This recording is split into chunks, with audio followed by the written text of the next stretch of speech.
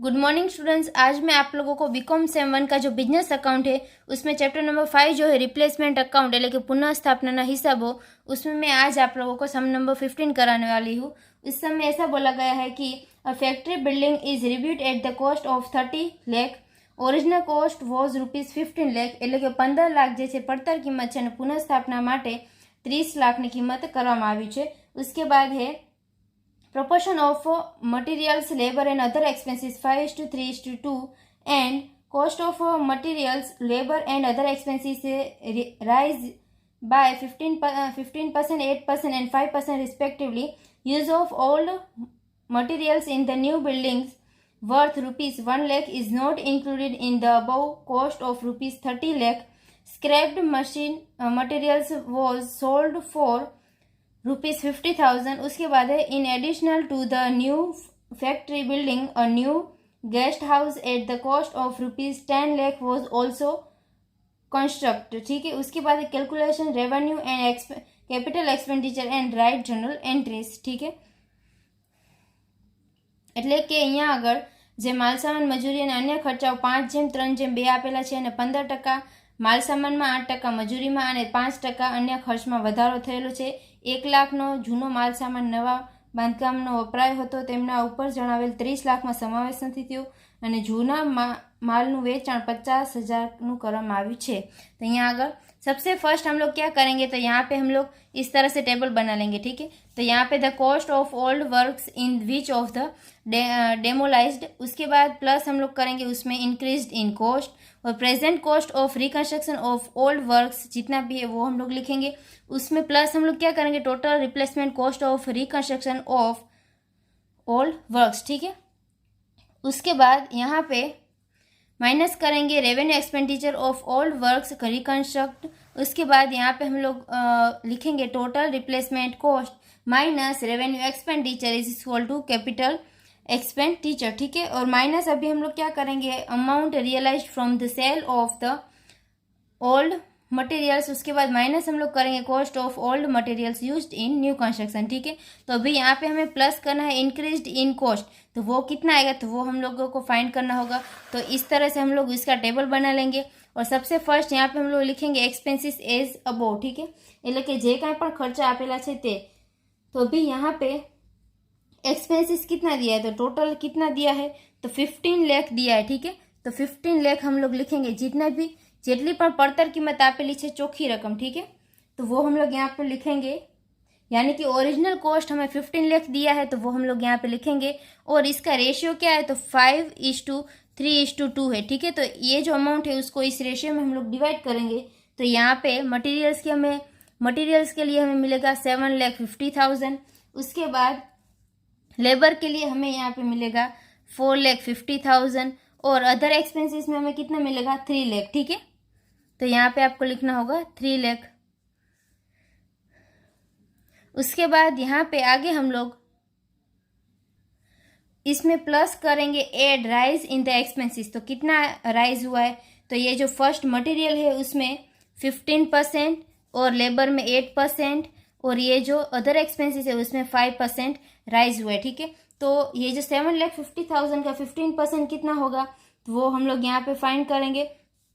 ठीक है, तो अभी यहाँ पे हम लोग क्या करेंगे, तो अभी यहाँ पे आप लोगों को करना होगा 7,50,000 इंटू 15%, तो 1,12,500। ठीक है, तो वो आपको यहाँ पे लिखना होगा 1,12,500। उसके बाद यहाँ पे 4,50,000 का 8% यहाँ पे आपको करना है तो 36,000 आएगा।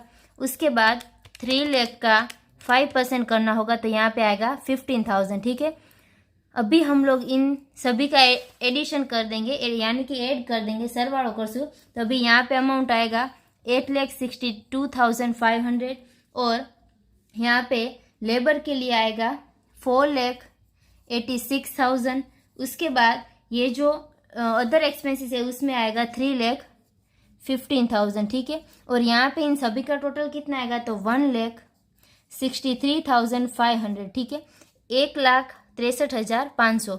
उसके बाद इन दोनों का भी हम लोग टोटल कर देंगे तो टोटल हमें मिलेगा 16,63,500। ठीक है, उसके बाद अभी हम लोग क्या करेंगे तो इसमें हम लोग ये जो भी हम लोगों ने यहाँ पे बनाया था टेबल, ठीक है, इसमें हम लोग अमाउंट पुट कर देंगे। तो यहाँ पे the cost of old works, ठीक है, विच इज डेमोलाइज, तो यहाँ पे कितना आएगा, तो यहाँ पे हम लोग लिखेंगे कि 15 लाख हमारा जो भी था, 15 लाख ओरिजिनल कॉस्ट वो हमें लिखनी है, प्लस इंक्रीज कितना हुआ था, तो 1,63,500।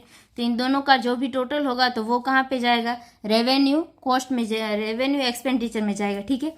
यहाँ पे आपको लिखना है 16,63,500, ठीक है। उसके बाद यहाँ पे आपको लिखना होगा present cost of reconstruction of old works, ठीक है, એટલે કે જે નવું બાંધકામ બનાવવામાં આવ્યું છે તેની કોસ્ટ એટલે કે ખર્ચ કેટલો થયો છે, तो उसके लिए यहाँ पे 30 लाख हमें यहाँ पे कॉस्ट हुआ है। और अभी इसमें ऐसा बोला गया है कि इसमें जो भी 1 लाख है, 1 lakh is not include in the above cost of 30 lakh, ठीक है।